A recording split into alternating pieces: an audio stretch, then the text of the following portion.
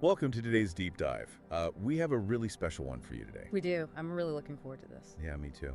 So we're looking at a stack of sources today, and they all center on this beautiful, really thought-provoking piece of philosophical writing about Zen wisdom. Right. And just to clarify right off the bat, we're not talking about abstract theology here. No, not at all. Or, historical monastic life. Exactly. The core theme of these texts is actually the concept of the everyday miracle. And more specifically, the cognitive mechanisms that cause us to just, constantly walk right past those miracles. Relentlessly walk past them. Right. So our mission for this deep dive is to explore how this author suggests shifting our attention. Not changing our external lives, but shifting our attention to unlock a profound sense of wonder. Even in a super distracted modern world. Exactly. Okay, Yeah. let's unpack this. The author opens with an image that I think really sets the stage. It's a striking image. It really is. They describe this completely unremarkable room. There's no grand architecture, no screens, Just a pale, empty wall. a pale wall. And resting on that wall is a tiny sliver of light slipping through a gap in the curtain. Yeah. And the text notes how it just arrives without announcement. It rests there. It's completely ordinary. But then the author poses this really sharp question. Why do our minds just skip over it? Yes. Why are our minds so heavily trained to ignore a moment like that? And that is really where the text begins to deconstruct our modern cognitive habits. That's a heavy question. It is, because we live in a culture that, well, it fundamentally worships complexity. And accumulation. Exactly, accumulation and utility. Yeah. From a very young age, we are conditioned to believe that value is tied to extraction. Right. Like, what can I get out of this? Precisely. We look at that patch of light, and our brain immediately runs a subconscious calculation. Does it solve a problem? Right. Does it generate income? Does it offer some kind of novel entertainment?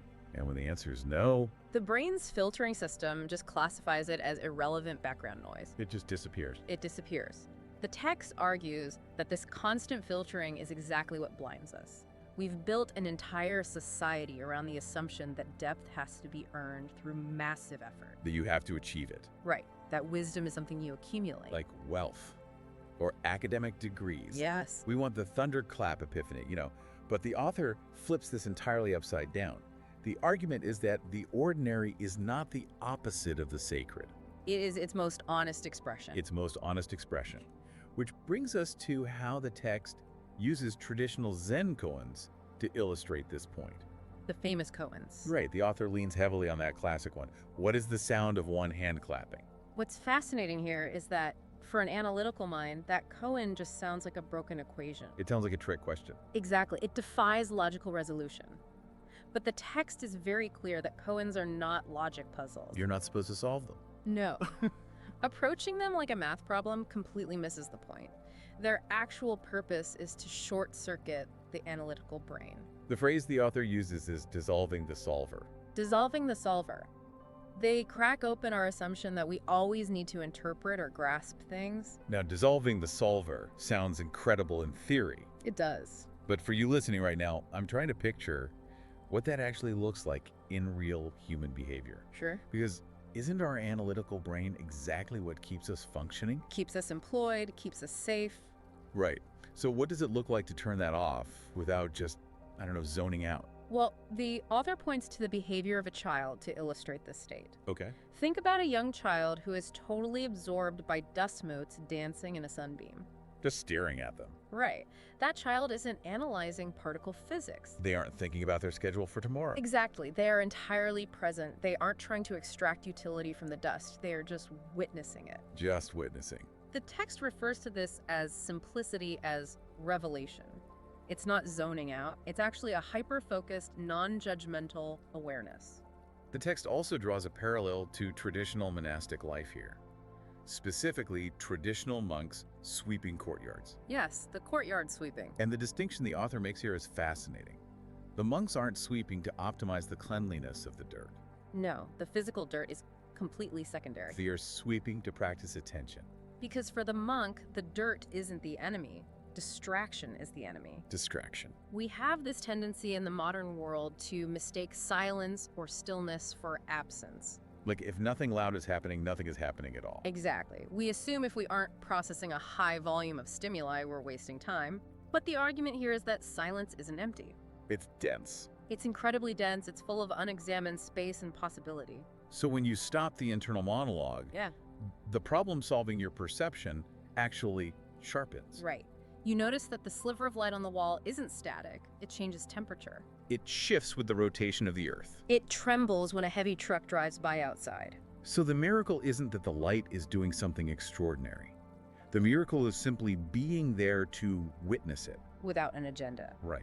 But let's test this against reality for a second. Because translating ancient courtyard sweeping to a modern, fast-paced life that feels like a massive leap. It is a leap. But the text bridges this by referencing another classic koan, the cypress tree. Right. A student asks Master Zhaozu about the fundamental meaning of Zen, basically asking, what is the core doctrine? Give me the secret. Right.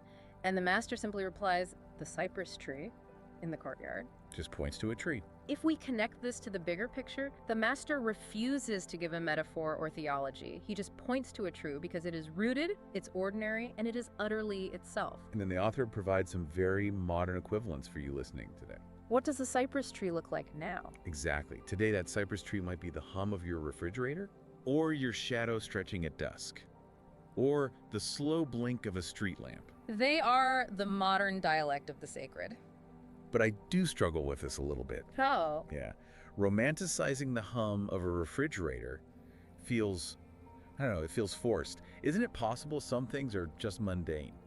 That is a very fair critique. And the text anticipates that pushback. Okay. The author isn't suggesting you force a feeling of profound awe onto your household appliances. Because that would just be more striving. Exactly. That's just achievement hunting in a different outfit. Yeah. The argument is really about eliminating the seeking mind. The seeking mind. The text uses a great, highly relatable example, waiting for a kettle to boil. Oh, yeah. Usually when you do this, impatience creeps in immediately. You're checking the stove. Your mind races to the unread messages, the meeting tomorrow. You are physically in the kitchen, but cognitively, you are projecting into the future. We treat the boiling water as an obstacle, just something to get past. Precisely. But the text challenges you to simply listen to the auditory input of that moment. The rhythmic gurgle of the water. Yes. If you anchor your attention entirely on that sensory experience, the heat meeting the water time conceptually dissolves. You cease to be a person waiting for the future. And you become a person entirely existing in the present. And the text underscores this with a brilliant story about a teacup. The just tea story. Yes, a master tells his student, if you want to understand Zen, drink this tea. And the student drinks it and says, but it's just tea. And the master says, exactly. Exactly. It zeroes in on the power of the word just. The value is in the unadorned just. We constantly rush to curate and extract value. If we drink tea, we want it to be ethically sourced matcha, consumed while listening to an optimized playlist. We layer complexity over everything. Because we fear that just tea isn't enough to justify our time. The text suggests that this constant curation is exhausting us. Deeply exhausting. Here's where it gets really interesting, though. Okay. Because we aren't just dealing with kettles and teacups. We are dealing with smartphones, notifications, this constant digital tension. It's the defining struggle of our era. And the text attempts to reconcile this ancient stillness with our blinking, buzzing reality. It does. And it uses a story about a floating leaf to do it. Tell that story, because it's powerful. So there's an exhausted monk. He has searched for enlightenment for years. He fasted. He studied complex teachings. He treated enlightenment like a marathon. Like something he could win with willpower. And one day, physically and mentally broken, he just sits by a river. He gives up. He stops fighting, and he watches a single leaf float downstream. Just effortlessly floating. Right. The leaf isn't fighting the current, it's just yielding to the water. And in that moment of observation, the monk experiences his breakthrough. Not because he solved a riddle. No, because he finally stopped fighting reality. And the digital parallel the author draws from this is it's genuinely challenging. It is. The author says that today, for you, that leaf might be a blinking notification icon on your phone. I know, it sounds completely counterintuitive. It does. How does a text message ping equate to a leaf on a river? We view notifications as the enemy of peace. We do.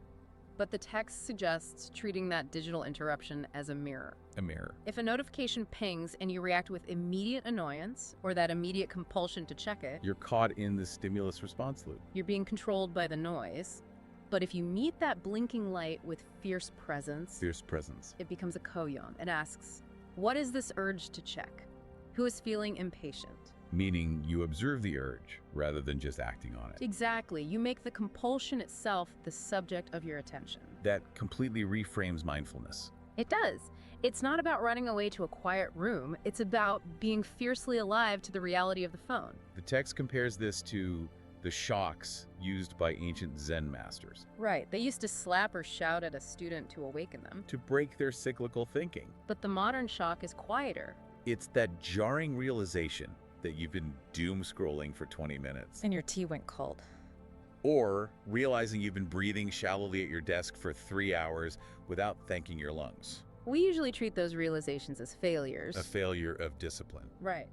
But the author argues these aren't failures, they are invitations. Invitations to return to the present. The moment you realize you are distracted, you are, by definition, present again. You haven't failed, you've just woken up. Exactly. So what does this all mean? How do we actually bridge this gap? We've talked about the theory, but how do we stop seeking meaning and just start experiencing it? The text uses a final story to anchor this, the story of the chipped bowl. Yes, the monk who traveled the deserts. He traveled deserts, memorized sutras, did everything right to find the Buddha. Pushed himself to the absolute limit. And one freezing evening, completely disillusioned, he stops at a dilapidated inn. And an old woman serves him tea. In a heavily chipped, completely unremarkable bowl. He's looking for a golden chalice, and he gets a chipped bowl. Right, and as he holds it, watching the steam rise into the freezing air, he just bursts into laughter. He gets it. He realizes, I've been carrying the Buddha on my back all this time and complaining about the weight. Complaining about the weight. That is a profound way to describe our modern wellness culture. We treat enlightenment like a heavy backpack. A project to manage. This raises an important question. What if the divine isn't a grand interruption, What if it's already woven into the fabric of the everyday? waiting for your undivided presence? The text formulates this beautifully. Enlightenment isn't adding light, it's removing the veil. It's a systematic release of everything unnecessary. You are already equipped for this state. And the author highlights how this translates into active alignment in our lives. Active presence. Yes. Presence is an active form of love. It changes how you interact with everything. It means sitting with a dying houseplant without rushing to replace it. Just observing it. Listening to a friend's silence without jumping in to offer a 5-step plan to fix their life. Or watching the light fade on a wall without reaching for your phone to capture it. Because the moment you try to capture it, you've exited the experience. You've gone back to extracting value. Right. So, to summarize the core lesson from all these sources today, you don't need to transform the world to find wonder. No. You just need to stop transforming your experience of it. You are already whole. You are already part of the miracle. The simple, unadorned reality is enough. It is enough. Now, before we sign off, I want to leave you with a final thought to mull over. Something to take with you. Exactly. Building on the text, if the mundane is truly a portal to the miraculous how might, treating your next boring chore, like folding laundry or doing the dishes, as a sacred once-in-a-lifetime event, how might that completely alter your experience of being alive today? There is a real weight to that question, just letting the dishes be the dishes. Not a hurdle to get past, but the actual destination. Thank you so much for joining us on this deep dive. We really appreciate you spending this time with us. Take care, everyone.